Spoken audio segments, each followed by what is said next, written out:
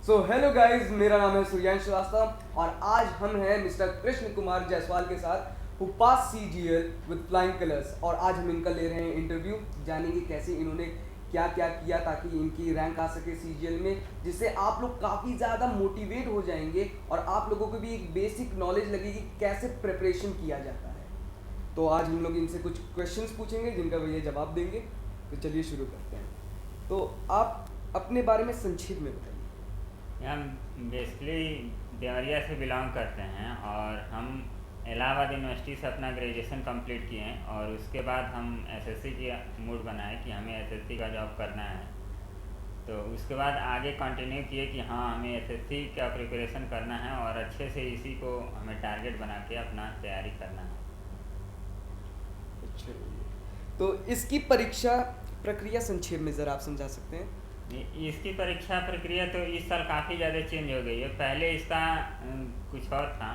जैसे पहले था कि प्री क्वालिफाई कीजिए और मेंस क्वालिफाई कीजिए, फिर उसके बाद टीयर थर्ड होता था, रिटेन जो एएसए लेटर का पेपर होता था। लेकिन इस बार इन्होंने काफ़ी ज़्यादा शॉर्ट कर दिया, प्री का क्वालिफाई कर दिया और मेंस में इन्होंने पैटर्न भी चेंज कर दिया। मैथ, इंग्लिश, रीजनिंग और इसमें रीजनिंग और जीएस भी इस साल इंक्लूड हुआ, फिर कंप्यूटर भी इंक्लूड हुआ और जिस दिन ये मेंस का पेपर था उस दिन ही टाइपिंग हो गया। मतलब जो प्रोसेस ये लंबा होता था पहले, इन्होंने एक ही दिन में सारा कुछ समेट दिया और प्रक्रिया काफ़ी ज़्यादा फास्ट हो गई और रिजल्ट भी काफ़ी शानदार रहा। तो सही है भैया। तो ये बताइए, आपने इसके लिए कौन कौन सी कोचिंग की, आपने खुद से ही तैयारी की, आपने क्या क्या किया इसके लिए।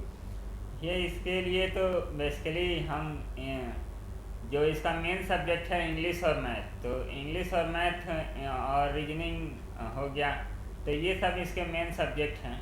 तो इंग्लिश के लिए तो एसवी सर को ज्वाइन किए थे और ग्रेजुएशन के समय ही एसवी सर को ज्वाइन किए और इनका पढ़ाने का अंदाज काफ़ी अच्छा है और उस समय इंग्लिश हमारी काफ़ी ज़्यादा वीक थी।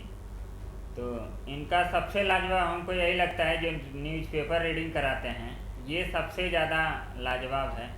और ये एक इंग्लिश में अंडरस्टैंडिंग जो होती है, अंडरस्टैंडिंग ये बिल्ड करने की कोशिश करते हैं, तो ये काफ़ी ज़्यादा अच्छा रहता है। अ, तो जैसा मैं जान रहा हूँ भैया कि आप एक ग्रामीण परिवेश से आ रहे हैं, तो जो बच्चे आते हैं ऐसे एरिया से उनकी इंग्लिश नॉर्मली बहुत वीक होती है, तो उनको आप क्या संदेश देना चाहेंगे।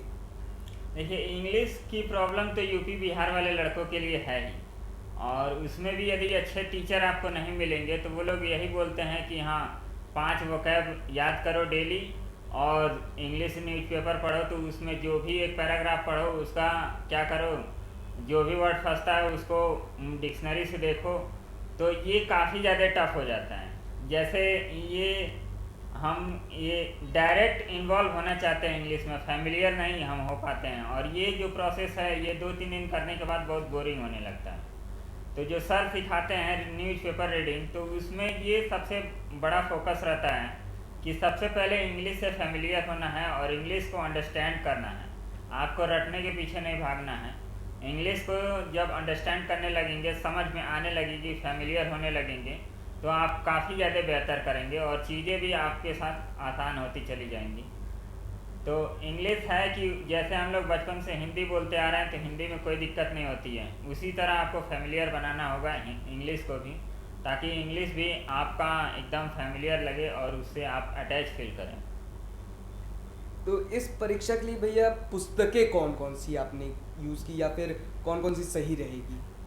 देखिए, इस परीक्षा में जो हमने पास्ट में गलतियां भी की है कि पुस्तकों का भंडार नहीं लगाना है इस परीक्षा में। आपको बस प्रीवियस ईयर पे फोकस करना है। जैसे मैथ, रीजनिंग, इंग्लिश, इसके प्रीवियस ईयर के क्वेश्चन देखिए और उसको सॉल्व कीजिए। सबसे पहले इसमें इम्पोर्टेंट है कि आपका जितना भी सिलेबस आ रहा है, किसी अच्छे टीचर से आप उसको पहले कंप्लीट कीजिए सिलेबस। उसके बाद प्रीवियस ईयर पे फोकस कीजिए।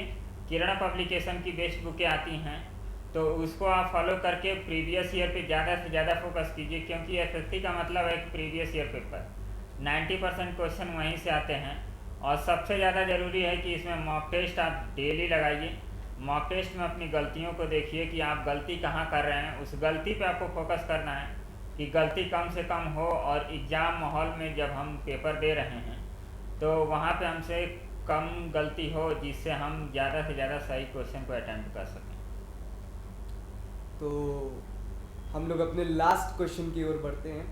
ये जो आने वाले स्टूडेंट हैं जो सीजीएल टारगेट कर रहे हैं या कोई भी एग्ज़ाम टारगेट कर रहे हैं, तो उनको आप संदेश क्या देना चाहेंगे? देखिए, ये जो पेपर है और ये सीजीएल हो गया या कंपटीशन का आज का क्षेत्र है, ये एक तरह से बहुत डायनामिक है। आपका सिलेक्शन होगा कि नहीं होगा ये कोई नहीं बता सकता है। हम भी तैयारी कर रहे थे तो हमको ये कंफर्म नहीं था कि हमारा सिलेक्शन होगा कि नहीं होगा। इसमें फ्रस्ट्रेशन अथाह आपको देखने को मिलेगा, रात को नींद नहीं लगेगी, भूख नहीं लगेगा, आपको हर तरह की प्रॉब्लम को झेलना पड़ेगा। लेकिन बस यही है कि आपको पेशेंस बना के चलना होगा कि हाँ, हम ये सोचना होगा अपने तरफ से कि हम कुछ अच्छा करेंगे, हम यदि लगे हैं इस फील्ड में तो अच्छा करेंगे। और सबसे ज़रूरी है कि आप लोग इस एसएससी को टारगेट कर रहे हैं तो मॉक टेस्ट आप लोग ज़रूर देखिए और उसमें अपने आप को एनालिसिस कीजिए, बार बार देखिए आप गलती कहाँ कर रहे हैं, आपको क्या नहीं आ रहा है, उस पर ज़्यादा फोकस करने से अच्छा है कि आप जो गलतियाँ कर रहे हैं उस गलतियों को सुधारने की कोशिश कीजिए, और धीरे धीरे काफ़ी आप टॉप लेवल पे पहुंच जाएंगे और प्रिपरेशन भी आपका अच्छा हो जाएगा, और एक ना एक दिन आप भी रैंक लिस्ट में अपना नाम देखेंगे। और ये बहुत अच्छा मोमेंट होता है जब रैंक लिस्ट में हमारा नाम आता है, तो इस पल को बयां करना काफ़ी ज़्यादा मुश्किल है। ये जिसके साथ होता है वही जानता है कि क्या इसका फीलिंग है। तो भैया मैं बस यही कहना चाहूँगा कि मुझे जो सबसे अच्छा लगा इस इंटरव्यू में वो आपकी सिंप्लिसिटी लगी, क्योंकि इस मुकाम पे पहुंचने के बाद आदमी के अंदर वो सिंप्लिसिटी रह नहीं जाती है। तो ये मुझे काफ़ी अच्छा लगा। इस बात पे मैं एक शेर कहना चाहूँगा कि जो पहुँचे अपनी मंजिल पर उनको ना कोई नाजो सफ़र, जिनको चलने का मकदूर नहीं रफ्तार की बातें करते हैं। तो हम लोग हैं हमारे चैनल पर SB सर श्रुति क्लासेस, और ऐसे ही इंटरव्यूज़ काफ़ी सारे हम लोग लाते रहेंगे ताकि आप लोग मोटिवेट हो सके। तो यहाँ पर हुआ हम लोगों का इंटरव्यू ख़त्म। ऐसी और वीडियोस हम लोग लाते रहेंगे छपल छात्रों के इंटरव्यू की। दोबारा ज़रूर विजिट करिएगा चैनल को। तब तक थैंक यू।